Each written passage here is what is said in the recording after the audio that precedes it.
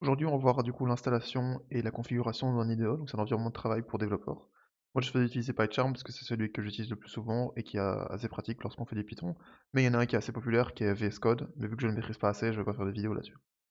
Donc tout d'abord pour l'installer, ce qu'on va faire, c'est qu'on va aller sur notre recherche, notre navigateur de recherche favori et taper du coup PyCharm Community, qui est la version gratuite de PyCharm parce qu'il y a deux versions. Il y a la version professionnelle qui est payante, avec un essai gratuit, mais si vous êtes étudiant, vous y avez quand même accès, du coup renseignez-vous pour ça. Et la version community que moi je vais télécharger, qui est du coup la version gratuite, avec moins de fonctionnalités évidemment. Voilà, une fois que le téléchargement est terminé, on peut lancer l'installation, on clique sur suivant, on l'installe où on veut. Alors ici il y a plusieurs options. Cette option-ci, ça veut dire que dès que vous allez ouvrir un fichier .py, tout PyCharm va se lancer. Alors c'est une option intéressante, mais étant donné que PyCharm c'est un assez gros environnement de travail, contrairement par exemple l'éditeur de texte, où je peux juste ouvrir un éditeur de texte et il s'ouvre instantanément. Ici c'est un peu plus lourd, du coup moi je vous déconseille de cocher ceci. Pareil pour cocher ceci, ça veut dire quand vous avez un dossier, vous pouvez faire clic droit, ouvrir avec PyCharm. Alors c'est pratique, mais en général c'est des cas que vraiment on n'utilise pas. Donc moi PyCharm ça fait 5 ans que je l'utilise, et j'ai jamais vraiment eu besoin d'ouvrir un dossier comme ça, ou peut-être 3-4 fois, mais ça vaut pas la peine de l'avoir à chaque fois qu'on fait clic droit. Ça c'est le raccourci clavier, donc vous faites comme vous voulez, ça c'est pas nécessaire. Moi je vais prendre le raccourci clavier, ok, j'ai pas besoin. Voilà, donc l'installation est en cours. Voilà, du coup une fois que c'est terminé, on peut le lancer. Je vais fermer, j'ai plus besoin.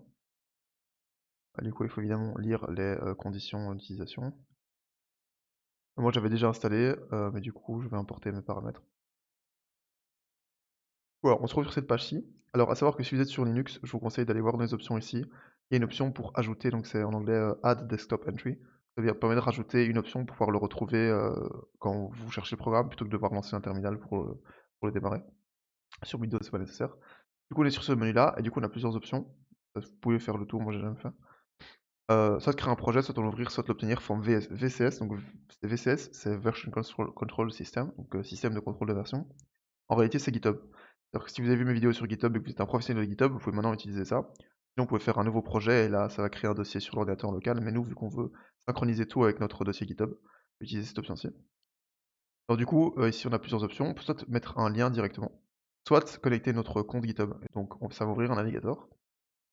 Il faudra être connecté avec GitHub dessus ou bien se connecter par la suite. Du coup, il suffit de cliquer sur ce bouton, ça va nous rediriger vers GitHub. Ou bien, étant donné que moi je suis déjà connecté avec mon compte GitHub sur mon navigateur, ça fait les deux ensemble, du coup maintenant je peux fermer ça ici. Une fois qu'on s'est connecté avec GitHub, du coup on peut chercher dans la liste de nos repositories. Donc si vous commencez, vous en aurez sans doute 0 ou 1, moi j'en ai beaucoup. Mais du coup dans ce cas-ci, j'ai cherché celui des vidéos sur GitHub que j'ai déjà faites, si je ne les ai pas déjà vues. Ah, je double-clique dessus, ou je clique sur clone. Et du coup ce qu'il va faire, c'est qu'il va lancer la commande clone, git clone qu'on a vu dans la série de vidéos. Il va du coup copier tout le dossier en ligne de GitHub sur mon ordinateur, et tout va être géré automatiquement par PyCharm. Étant donné que c'est moi qui ai écrit le repository YouTube, le seul évidemment, je fais confiance à ce qui se cache derrière. Et du coup, ça nous ouvre cette vue qui est une vue un peu qui peut faire un peu peur. Donc je vais commencer étape par étape. Donc d'abord l'encadré qu'on a ici, donc à droite de cette barre-ci, c'est l'encadré où vous allez développer, vous allez passer beaucoup de temps. Et vous voyez qu'ici j'ai du coup un fichier ouvert, donc ça c'est comme les onglets d'un navigateur internet. Et du coup j'ai le texte qui, pour rappel, c'est le même texte qui s'affichait sur la page GitHub. En réalité, il s'affiche comme ceci, comme dans l'encadré GitHub. Et si on clique sur le bouton ici, il va s'afficher comme l'éditeur de texte. Et si on clique ici, il s'affiche entre les deux. Donc à gauche l'éditeur de texte et à droite l'affichage. Bon, étant donné, comme je vous ai dit, c'est un assez gros éditeur. Du coup, dès qu'on le démarre, évidemment, il fait plein de fonctions en arrière-plan. Pas mal de trucs.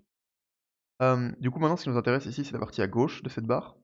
Et du coup, le dossier. Donc ça, c'est le dossier. C'est l'équivalent du dossier GitHub. C'est-à-dire que sur mon GitHub, j'ai que deux fichiers, bah, pareil ici. Et ils sont stockés, évidemment, en local.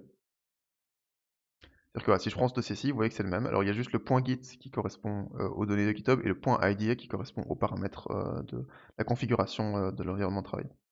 Du coup, mes deux fichiers sont là, et vous voyez qu'ils sont bien synchronisés, c'est-à-dire que si je clique ici, là je l'ouvre avec un éditeur de texte, mais si je double-clique ici, je l'ouvre directement intégré. Du coup, si je change ça, et que je... Bon, je vais fermer celui-là du coup. Si je change ça, et que je sauvegarde, et que je vais ouvrir le fichier ici, hop, le changement est effectué. Pareil dans le sens, si je teste ici, que je sauvegarde, et que je vais ici, ça a été modifié aussi. Donc évidemment, ça on va plus jamais utiliser. Maintenant qu'on a tout intégré en un, on peut modifier tous nos fichiers ici. Ouais, ici, je vais annuler mes changements. Voilà. Vous pouvez voir aussi que la couleur, les couleurs des noms de fichiers changent, et des lignes aussi. Ça, c'est l'avantage d'être connecté directement au repository GitHub, c'est-à-dire que chaque changement va être détecté par Git, et on peut voir du coup, une ligne, verte qui indique une nouvelle, donc un couleur verte qui indique une nouvelle ligne, une couleur bleue qui indique un jaune qui indique un changement sur une ligne actuelle et une couleur, bleue qui indique, du coup une suppression et un ajout. Donc le jaune c'est juste un ajout et bleu c'est suppression. Du coup si je supprime tout, on aura aussi ce symbole-là qui veut dire que la ligne entière a été supprimée.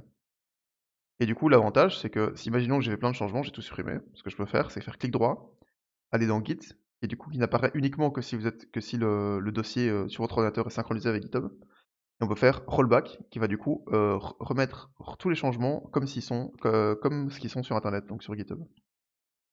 Clique sur rollback et je retrouve tous mes changements.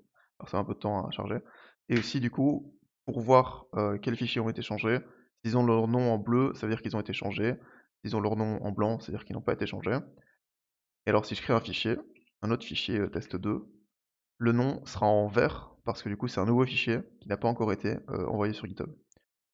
Donc voilà. Maintenant ce qu'on va faire, c'est une autre chose importante qui est du coup de configurer, comment lancer, un des programmes parce que pour l'instant vous voyez qu'il y a un bouton play mais il est pas activé. Donc pour ce faire, je vais d'abord créer un fichier, Python qui est du coup ici, donc clic droit, nouveau, fichier Python. Je vais appeler main. Je peux mettre .py mais c'est pas obligatoire. Si je le mets pas, il va se mettre automatiquement. On a cette fenêtre qui arrive et vous voyez le bouton add correspond à la commande git add qu'on a vu brièvement dans la vidéo. Cette commande-ci, en gros, ça nous dit, là je viens de voir que tu as créé un fichier sur ton ordinateur en local. Est-ce que tu veux l'ajouter à Git? C'est-à-dire, est-ce que tu veux faire la commande git add dessus? En général, la plupart du temps, vous devriez mettre oui, parce que quand vous créez un nouveau fichier, c'est parce que vous allez l'ajouter en ligne par la suite.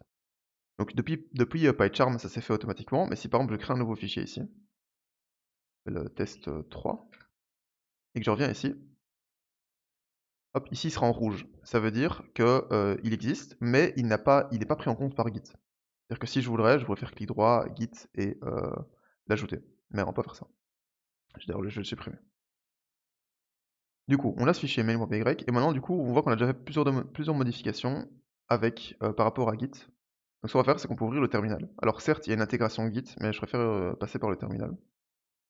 Si vous avez Bash, vous pouvez directement ouvrir un terminal Bash aussi, si vous l'avez installé par rapport à mes autres vidéos aussi. Du coup, ce qu'on peut faire comme commande, git status, pour voir où est-ce qu'on en est, et on voit effectivement que j'ai un nouveau fichier, qui est du coup déjà ajouté, et des fichiers qui ont modifié qui sont pas encore ajoutés. Donc moi je vais faire commit, je vais tous, donc -a, les ajouter au commit, et comme message, je vais mettre début du projet. Et ensuite, une fois que j'ai fait ma sauvegarde, je peux push mes changements. Et vous voyez que dès que j'ai fait ma sauvegarde de commit, les noms ici sont revenus à des couleurs normales parce que ce fichier-ci n'est plus un nouveau fichier étant donné que maintenant il se trouve dans un commit et ensuite il a été envoyé sur GitHub. Là, je sais pas si je vais réussir à push comme ça.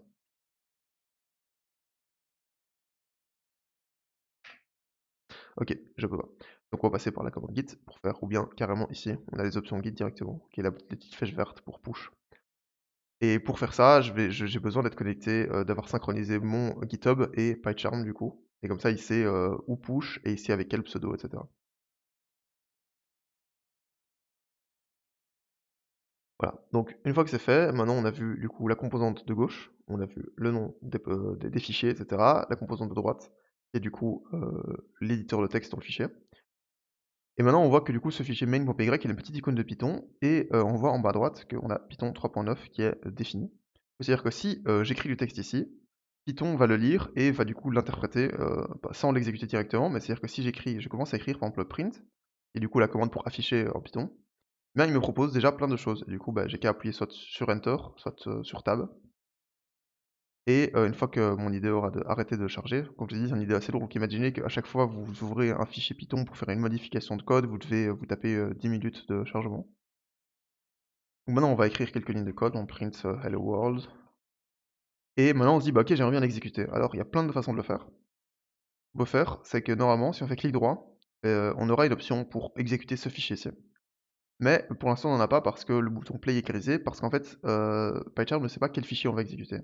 Donc c'est pour ça, maintenant on a défini notre environnement de travail. Maintenant on va voir comment est-ce qu'on peut lancer du code depuis cet environnement de travail qui est un petit peu le point essentiel des environnements de travail.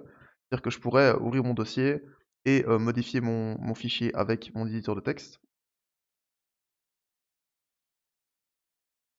je trouve. Voilà. pourrez l'ouvrir là et modifier test ou bien faire print comment ça va? Sauvegarder et ensuite ici, ouvrir un terminal et exécuter la commande, Python pour l'exécuter, donc faire python mail.py et voilà, il va s'exécuter. Mais c'est embêtant et que j'ai besoin de 1, 2 et une troisième fenêtre avec le bloc-notes pour l'ouvrir. Du coup, on n'a pas besoin de tout ça, déjà parce qu'il y a un terminal qui est intégré, ici comme on l'a vu. Mais tout simplement, ici on va pouvoir définir, OK, qu'est-ce qui se passe quand je veux lancer le programme? Ben moi, ce que je vais dire, c'est que je veux lancer que tu lances ce fichier-ci avec ces paramètres-là, et cetera, et cetera. On peut cliquer sur le plus pour ajouter une nouvelle, configuration et ça, c'est ce qui va, nous permettre de lancer en un seul clic toutes les configurations qu'on a faites, c'est-à-dire le fichier, les paramètres, et cetera, et cetera. Ou si je mets sur mon deuxième écran. Donc ici, on voit qu'on a le dossier, YouTube Lesson et on a du coup tous les fichiers et nous, ce qui nous intéresse, c'est du coup d'exécuter ce fichier-là qui se trouve ici sur l'ordinateur. Je fais OK et le reste, une autre partie des trucs a été complétée, comme par exemple ceci qui est le dossier de travail qu'on verra plus tard. Mais du coup ici notre chemin du script, donc de l'exécutable est là. Ici ça c'est des paramètres qu'on pourrait passer, au programme. Pour l'instant on n'a pas encore fait de programme qui en a besoin. Ce qui est aussi important c'est cette option-ci à cocher qui va permettre de simuler un terminal dans la console, pour éviter d'avoir, plein de messages d'erreurs rouges alors qu'en réalité ce ne sont pas des erreurs, comme ça, le terminal saura gérer, qui est quoi. Si vous n'avez pas d'interpréteur ici Python, on va voir maintenant comment est-ce qu'on peut faire pour l'installer. Du coup, pour installer, cet interpréteur Python, vous avez 2 possibilités, soit si vous cliquez ici et il est déjà là, du coup ça c'est la première option.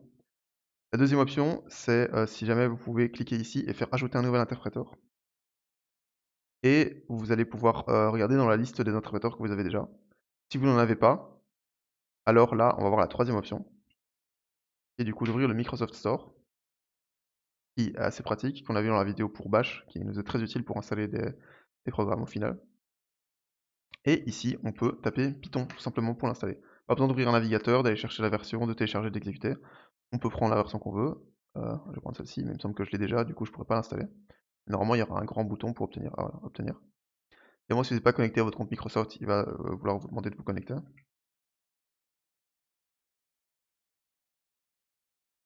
Et alors là, il va le télécharger, l'installer, le configurer, et vous pourrez directement y accéder soit avec le terminal, et vous pourrez le retrouver aussi ici. Bibliothèque. Ah ben ok, il a déjà été installé. Euh, ok, vu qu'il est déjà installé, il n'y aura pas une différence pour moi.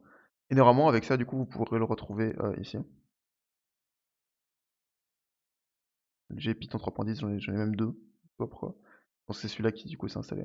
Du coup, on peut le sélectionner, faire OK. Ça va faire un chargement spécial. Donc l'environnement virtuel, ça c'est quelque chose qui n'est pas très important, enfin qui est important mais pas au début. C'est-à-dire que bah, si jamais vous exécutez plusieurs types de programmes différents, vous aurez peut-être besoin de plusieurs librairies différentes et de plusieurs configurations de Python différentes. Du coup, ça permet de synchroniser les deux, plutôt que de devoir installer une version de Python qui contient toutes les librairies du monde. Une fois que ça s'est installé, ici on peut le définir, donc on en a plusieurs. Du coup moi j'ai celui 3.10 et le virtual environnement, donc le venv. Prendre le venv, comme ça j'ai aucune librairie déjà installée. Et on fait OK. Et enfin maintenant, en cliquant sur ce bouton, ce qui va se passer c'est qu'il va lancer Python directement dans l'environnement de travail. Donc c'est-à-dire qu'on n'a même pas besoin d'ouvrir plus de fenêtres ou quoi. Et on aura directement le résultat du code affiché ici. Du coup, c'est assez pratique parce que je peux changer une ligne ici, cliquer sur play. Alors il y a aussi le raccourci qui est du coup majuscule F10. Voilà, même pas besoin de cliquer dessus, on peut le lancer. C'est-à-dire que j'écris plein de lignes de code, je fais print, test et majuscule F10 et hop. Donc c'est-à-dire qu'en une seule fenêtre, on a un éditeur de texte, un gestionnaire de fichiers et un terminal qui nous permet d'afficher le résultat de notre exécution. Donc avec cette vidéo, vous avez vu les bases de cet environnement de développement qui est PyCharm. La plupart des environnements de travail comme Virtual Studio et VS Code sont équivalents, mais moi, vu que je suis plus habitué avec PyCharm, j'utilise celui-là. Il y a plein d'intégrations que vous pouvez voir avec à la fois le code, donc ici le Markdown, le Python, les fichiers texte, plein d'autres fichiers aussi, on peut voir des images. On a à la fois un terminal intégré et la possibilité de lancer directement du code Python. On peut même débugger du code Python, c'est ça qu'on verra sans doute plus tard. Et exécuter des commandes dans le terminal et même ouvrir plusieurs terminaux, etc. Il y a vraiment de quoi faire énormément de choses. On a aussi une intégration du coup avec Git qui va nous permettre d'envoyer les différences de texte, donc les commits, les sauvegarder, les push, clone, pull, etc. Tout ce qu'on veut. Donc ça, c'est un programme assez important à avoir quand on commence en informatique, c'est non seulement d'avoir un bon environnement de travail comme celui-ci, plutôt que de coder sur des environnements de travail douteux comme par exemple Idle, ou utiliser juste un éditeur de texte comme Sublime Text ou Notepad++, ou juste l'éditeur de texte, classique de Windows. Ici, on a tout qui est intégré et ce qui est important aussi du coup, c'est de savoir comment l'utiliser. Parce que beaucoup juste utilisent ça ici et ensuite lancent l'exécutable depuis le terminal. Ici marche aussi, hein, je peux très bien faire Python et exécuter mon main et ça marche très bien, sauf que du coup, c'est pas la même chose que juste de cliquer sur ce bouton et de l'avoir ici. Donc voilà, ça c'est les bases de l'environnement de travail. J'espère que ces vidéos vous a être utile. Dans le futur, peut-être qu'on verra la suite, c'est qu'on verra les choses plus intéressantes, comme par exemple, comment utiliser, le gestionnaire Git ici en dessous, comment pouvoir git pull, git push avec le terminal, et cetera. Mais ici, vous avez déjà les bases pour commencer à coder, en tout cas en Python, d'écrire votre code et de l'exécuter.